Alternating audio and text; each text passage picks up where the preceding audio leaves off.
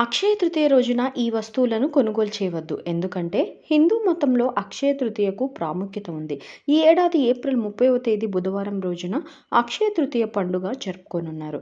వైశాఖ మాసంలోని శుక్లపక్షంలో తృతీయ తిథి రోజున అక్షయ తృతీయ పండుగను జరుపుకోనున్నారు. అక్షయ తృతీయ రోజున పొరపాటున కూడా కొన్ని వస్తువులు కొనకూడదని పండితులు చెబుతున్నారు. ఈ రోజున పొరపాటున కూడా కత్తి, కత్తెర, సూది, కొడవలి, గొడ్డలి, బ్లేడు వంటి పదునైన వస్తువులు కొనవద్దు. అక్షయ తృతీయ పండుగ రోజున నలుపు రంగు దుస్తులను ధరించవద్దు. నలుపు రంగు వస్తువులను అక్షయ తృతీయ రోజున కొనుగోలు చేయడం వలన జీవితంలో ఊహించని కష్టాలు వస్తాయని నమ్మకం. ఈ రోజు పొరపాటున కూడా స్టీల్ సామాన్లను, అల్యూమినియం పాత్రలను కొనవద్దు.